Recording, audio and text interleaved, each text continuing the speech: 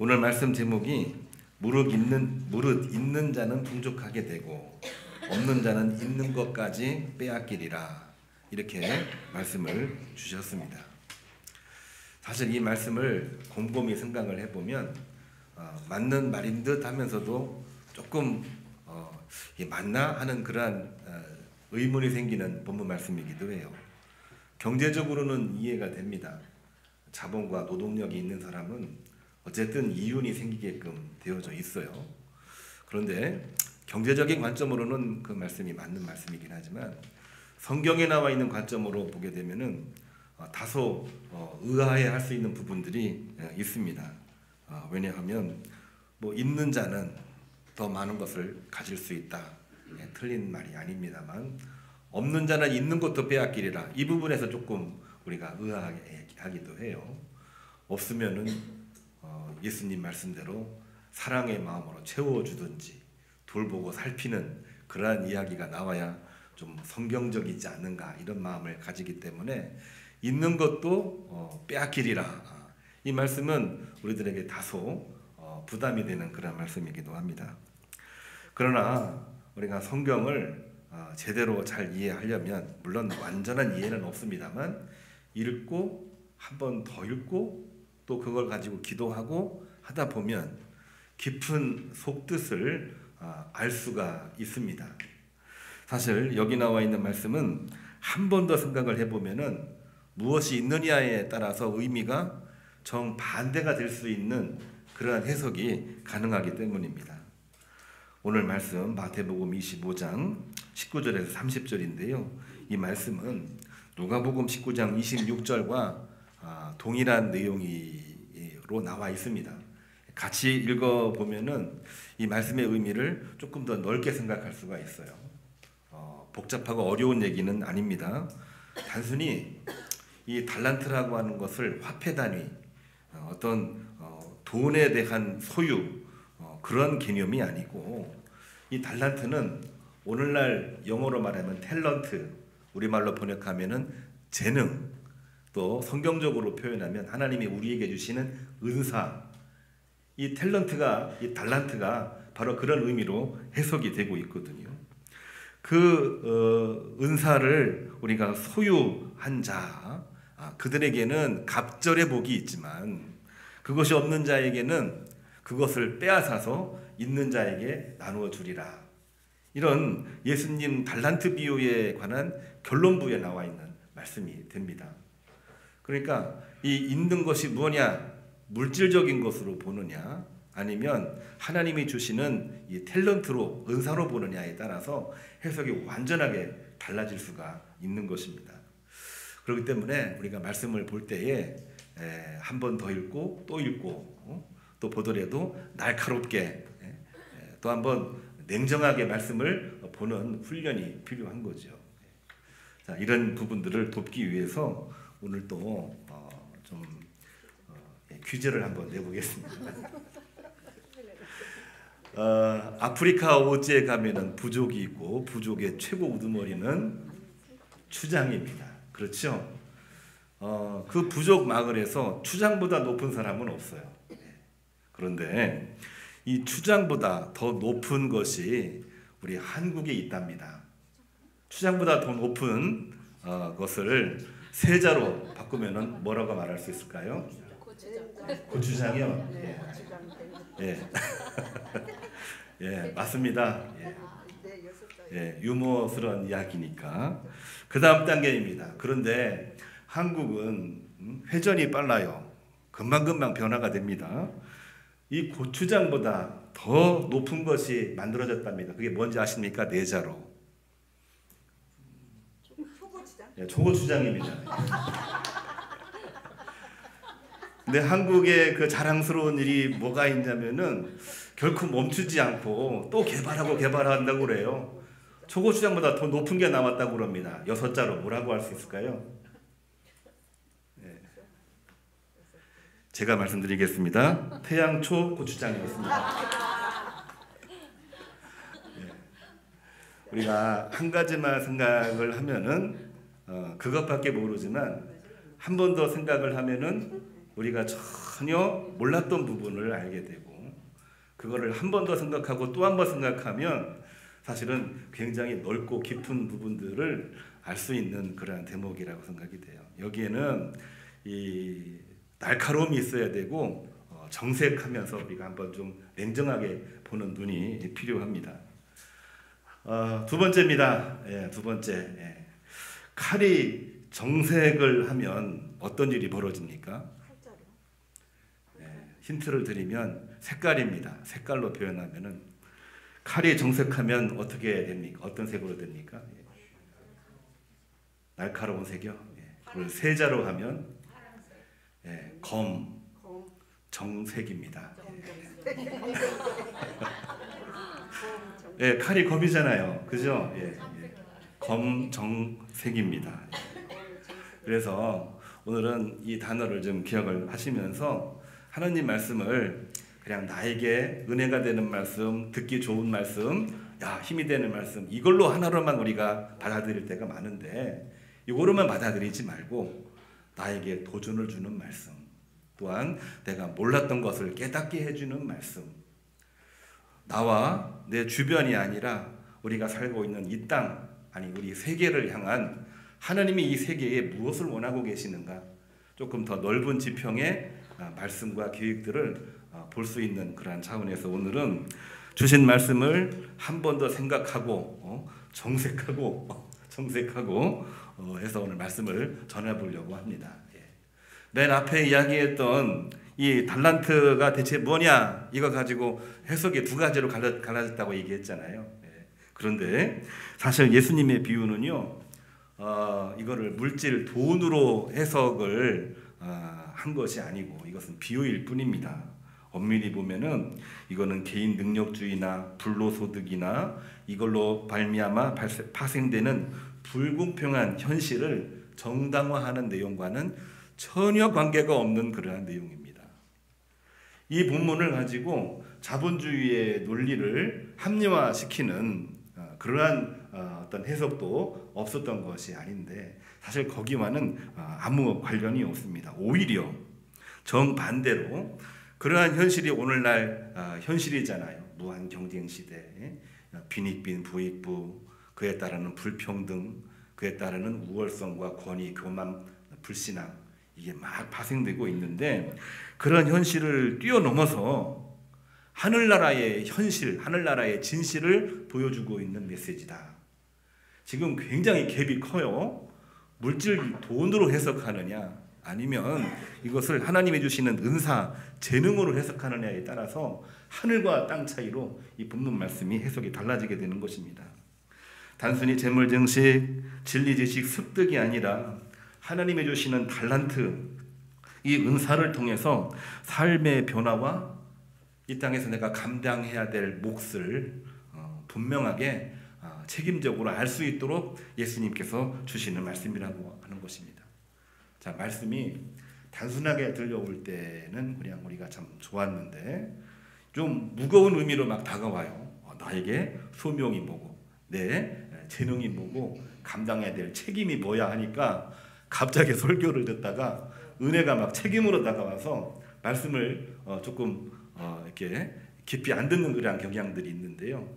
우리는 오늘 냉정하게 정색을 하고 좀 검정색으로 오늘 말씀을 한번 보려고 그래요. 그렇습니다. 한 번 더 생각하고 냉정하게 보면은 이러한 과정을 통해서 우리는 복음의 철저성을 되새기면서 우리 믿음의 마지막 지향점이 뭔가를 예수님께서는 아주 단호하게, 아주 분명하게 말씀해 주신 내용이 달란트 비유입니다. 달란트 비유의 핵심이 뭔지 아시죠? 하늘나라 비유입니다. 천국에 관한 비유입니다. 천국에 가려면은 어떻게 해야 되느냐? 하나님이 우리에게 주시는 달란트가 있는데 그 달란트를 묵혀두지 말고 그거를 갈고 닦아서 하나님 앞에 영광을 돌릴 때에 하나님께서 더 큰 일을 맡기시겠다. 그리고 천국을 소유하는 데가 되게 하겠다. 불평불만을 가지고 나는 한 달란트밖에 없으니까 땅에 파묻는 일이 없도록. 이게 굉장히 중요한 것입니다. 오늘날 많은 크리스찬들이 그 옛날 유대인들이 달란트를 받았음에도 불구하고 달란트를 묵혀두고 자기 권위를 앞세우는 가운데 바리새인들이 바리새주의자들이 돼버렸잖아요. 율법에 철저해야 되는 사람들이 율법주의자들이 돼버리고 말았잖아요. 그러니까 우리에게 주신 이 달란트를 잘 갈고 닦아서 거기서 갑절의 열매를 맺을 때 하나님은 칭찬하시고 더 큰 일을 지경을 넓혀주시는 복을 주신다는 말씀이 핵심적인 내용입니다. 이 말씀뿐만이 아니라 다른 말씀들도 1차원이 아니고요, 2차원, 3차원. 오늘 다시 한번 얘기합니다. 한 번 더 생각하고 냉정하게 말하는 겁니다. 말씀을 보면은 그 안에 정말 우리가 생각지도 못했던 너무나도 귀한 말씀들이 들어있어요. 우리가 지난주부터 세 본문을 한 본문으로 했는데 한 본문을 읽기는 하지만 설교상에서는 같이 연관돼서 말씀을 드립니다.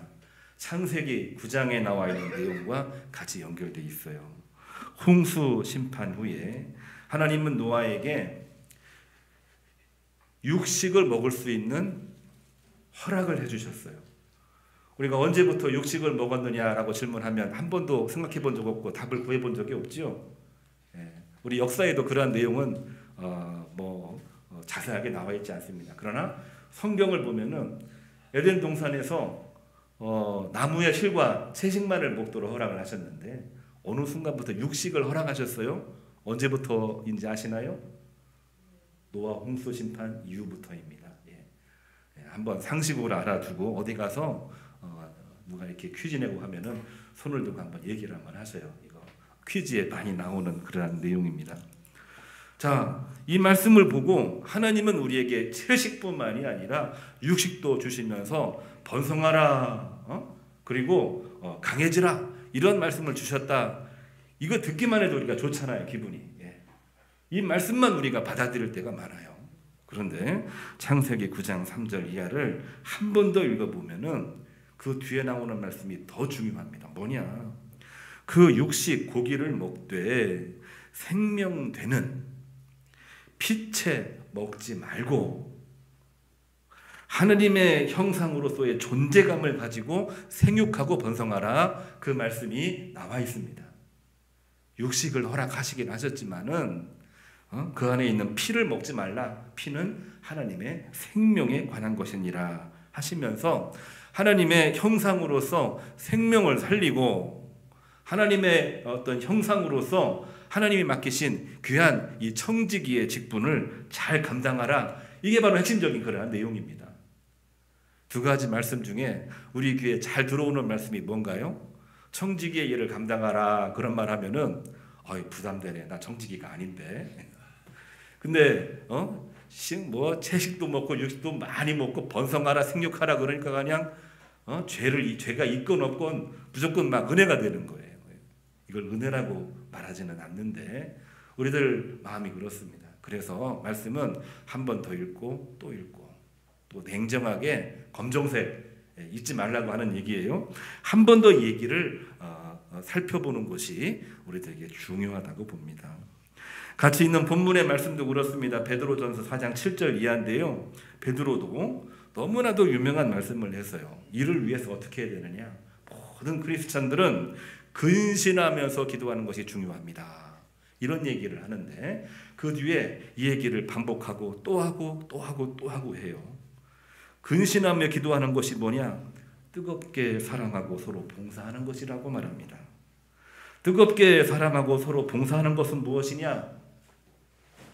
말할 때에는 하나님의 말씀을 하시는 것처럼 말하고, 일할 때에는 내 힘이 아니라 하나님이 공급하시는 힘으로 하는 것이 사랑의 봉사자들이 하는 일입니다.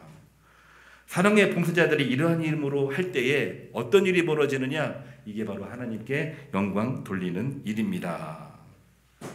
베드로서를 보게 되면은 이 한 가지 내용을 2차원, 3차원, 4차원으로 반복적으로 말씀하시는 것을 우리가 보게 됩니다. 그렇습니다. 한 번 더 읽고 한 차원 더 깊게 묵상을 하면 그 말씀은 우리가 진실을 깨닫고 세상의 변화를 이끌어낼 수 있도록 계속 믿음으로 정진하라, 이러한 말씀이 구약 성경에도 복음서에도 서신서에도 계속 나오고 있는 것을 보게 됩니다. 어제부로 우리 교회가 가을 그룹 신방, 목장 신방을 마쳤어요. 인원이 많이 있기 때문에 봄 신방보다는 긴밀하게 신방을 하기는 좀 어렵습니다. 그래도 요즘 근황 얘기해 주십시오. 기도 제목 여러 가지가 있겠지만 한 가지 얘기해 주십시오 라고 얘기하니까 얘기들을 하셔요. 근데 뭐 있는 대로 다 얘기하라고 그러면 쭉 얘기하는데 한 가지만 얘기하라고 그러니까 많이 머뭇하시는 거를 제가 많이 발견했습니다.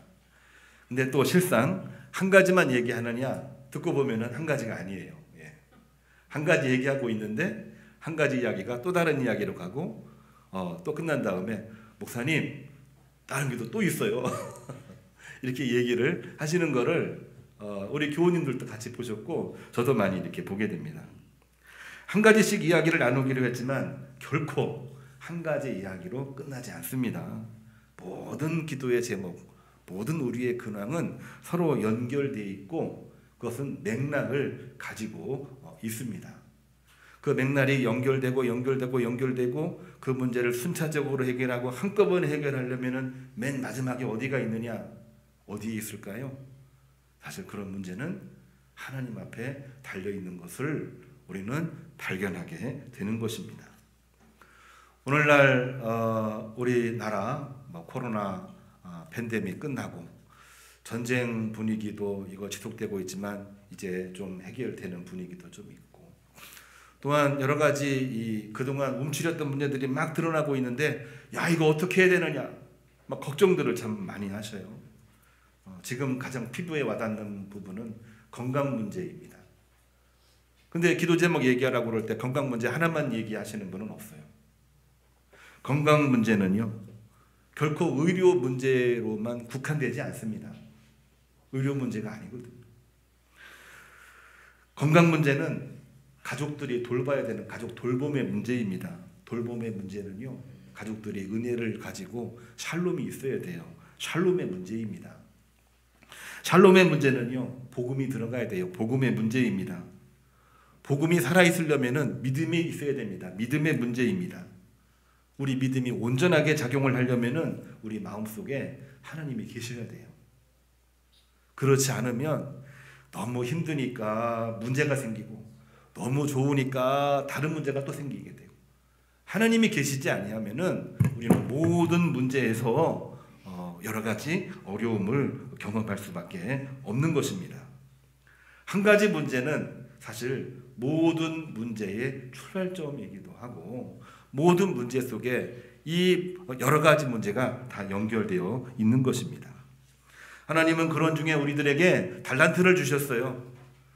많은 것을 주셨지만 그 사람에게는 특별하게 은사, 재능을 주셨다는 얘기입니다.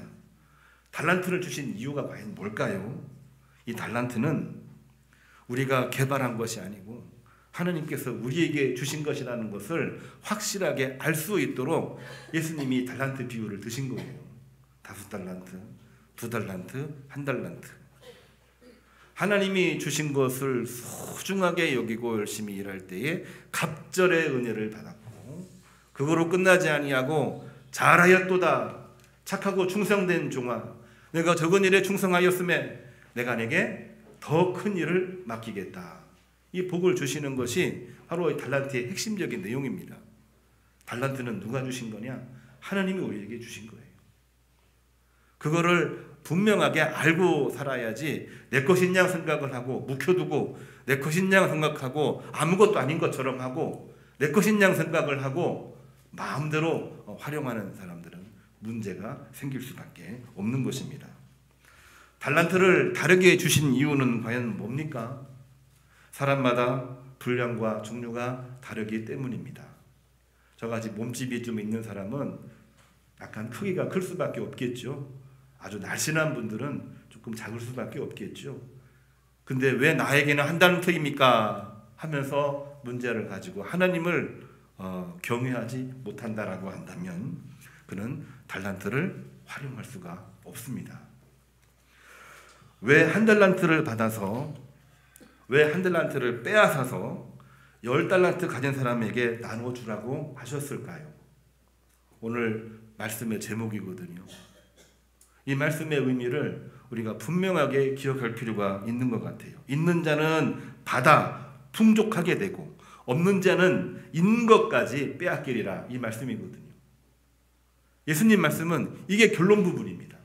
달란트 비유의 결론은 이거예요. 있는 자는 풍족하게 되고 없는 자는 있는 것까지 빼앗기리라. 왜 이 말씀을 주셨을까요? 왜 나에게는 이런 달란트를 줍니까? 왜 나에게는 달란트의 양이 작습니까? 그런 이야기하면서 땅에 묻어두는 일들을 절대로 하지 말라는 얘기입니다. 우리들에게 달란트가 있어요. 오늘 교회학교 학생들에게도 달란트가 뭔지 다 물어봤어요. 2명은 얘기했어요. 그런데 2명은 아직까지 생각을 구체적으로 못 해봤대요. 나머지 2명은 한 번도 생각을 못 해봤답니다. 하나님이 주신 달란트를 내가 분명하게 아는 것이 중요하고 그거를 늘 기억하면서 개발하는 것이 중요합니다. 절대 하지 말라는 것이 뭐냐? 땅에 묻어두지 말라는 얘기예요. 묵혀두지 말라는 얘기입니다. 끄집어내서 적든 많든 모양이 어떤 모양이든 자기 자리에서 이웃과 함께 열심히 소통하면서 열매를 맺으라는 것입니다. 달란트가 개발이 되고 그에게는 갑절의 은혜가 있고 하나님께서는 그에게 더 큰 일을 맡기신다. 이 말씀의 의미가 핵심적인 그러한 내용입니다. 교회에도 분명히 달란트가 있습니다. 경제 침체기에는 우리가 어렵다 해서 움츠리면 안 됩니다. 그럴 때일수록 우리 이웃을 돌보고 살피는 일에 앞장서는 것이 중요합니다. 세계가 또한 정치가 불안할 때에 우리는 어떻게 하고 있습니까? 불안해하면서 아무것도 못하고 있잖아요. 이러한 때 우리가 위로하고 격려하는 것이 정말로 중요합니다. 우리에게 주어진 달란트거든요. 목사는 설교로 달란트를 사용해야 됩니다. 장로는 균형감을 가지고 그 사역을 감당해야 됩니다. 권사는 신방하고 기도하는 일을 묵혀두지 말고 해야 됩니다. 팀장과 팀원들은 자기 부서에서 자기가 해야 될 일들을 안 되는 상황에서도 될 수 있도록 만들어가는 겁니다. 달란트를 묵혀두지 말고 끄집어내서 되든 안 되든 하나님께 맡기고 움직여 나가는 것입니다. 성도는 자기 은사로 그 일을 감당하는 것입니다. 어린이와 학생들은 난 아직 달란트가 없어요, 몰라요. 은사를 발견하도록 기도하는 겁니다. 발견했으면 열심히 개발하는 겁니다.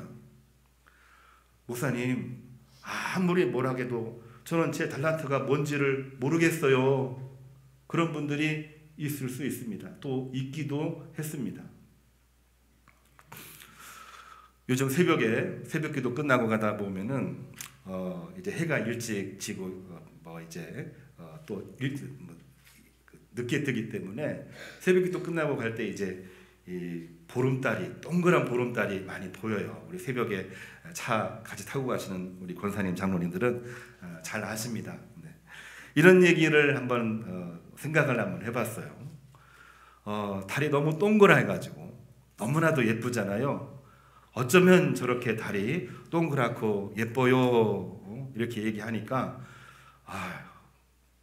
저 얘기를 뭐라 하지? 동그란 건 동그란 거고 동그란데 저걸 어쩌란 말이야. 그렇게 생각할 수도 있는데 한 분이 그러셨어요. 저 달이 난 동그랗게 보이는데 다른 분들은 어떻게 보이세요? 이렇게 얘기하니까 다른 분이 가만히 계시다가 한마디 하셨어요. 목사님, 저도 동그랗게 보이네요. 이렇게 말을 했답니다. 별거 아닌 것 같지만 그 말이 그 당시의 분위기를 확 끌어올렸어요. 뭡니까? 우리들에게 아무런 달란트가 없다고 할지라도, 내가 달란트가 뭔지를 모르겠다고 할지라도 주어진 상황 속에서 공감하고 기도하고 마음을 같이 하는 것만큼 중요한 달란트는 그 어디에도 없다. 저는 그 달란트가 매우 중요하다고 생각이 됩니다. 우리 교회에서도 마찬가지입니다.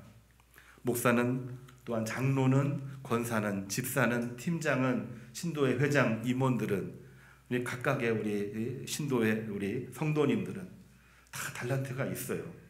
그 달란트를 내 거니까 내 마음대로야 묵혀두지 말고 다 끄집어내십시오. 끄집어내서 소통하십시오. 나누십시오. 그럴 때에 풍족해지는 것입니다. 묵혀두는 순간 예수님으로부터 꾸중을 들어요. 차라리 은행에다가 그거를 넣어두었으면 이자라도 얻을 텐데 묵혀두어서 그걸 그대로 가지고 왔느냐?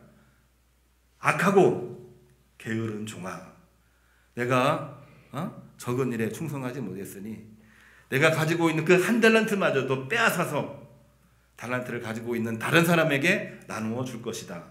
이게 바로 예수님의 결론이 되는 것입니다. 이제 우리가 2024년 가을을 맞이하고 있어요. 우리가 해야 될 일들이 참 많이 있습니다. 드림 목잡에 대해서도 오늘 장로님 기도하셨는데, 우리가 그 코로나 후유증 그리고 경제적인 침체 후유증으로 금년에 열심히 일한다 했지만 이런저런 이유로 우리가 못한 것이 많이 있습니다. 열심히 했지만 또 목표에 이르지 못한 것도 있어요. 그렇지만 우리 이러한 때에 있는 자는 풍족하게 된다고 그랬습니다. 하나님의 창조 질서와 하나님이 주시는 은사를 내 마음속에 품고 있는 자는 풍족하다 그랬습니다. 그 풍족함을 가지고 믿음으로 나가 승리하시기를 주님의 이름으로 부탁을 드립니다. 제 얘기뿐만이 아니라 시편 기자도 다윗도 이렇게 얘기했어요. 여호와는 나의 산업과 나의 잔의 소득이시니 나의 분깃을 지키시나이다. 시편 16편 5절에 이 말씀을 주셨습니다. 주님을 마음에 소유한 자는 하느님이 나의 분깃이요 또 그 분깃이 나를 더 풍족하게 하실 것이라. 이 말씀을 우리에게 주시고 있는 겁니다. 아직도 나에게 달란트가 없다고 생각을 하십니까? 나이가 들어서 너무 어려서 바빠서 난 아직까지 여러 가지로 부족함이 많아서, 모든 곳에는 다 이유가 있지만 모든 곳에는 각자에 맞는 달란트가 있습니다. 그리고 내가 잘 모를 때에는 공감을 해주는 겁니다. 달이 동그랗게 보이는데 권사님들은 어떻게 보이세요? 그러면 그때는 뭐라고 얘기하라고요? 목사님 저도 그렇게 동그랗게 보여요. 이야기하는 게 매우 중요한 겁니다. 그래서 하나가 둘이 되고 둘이 넷이 되고 넷이 여덟이 되는 것입니다.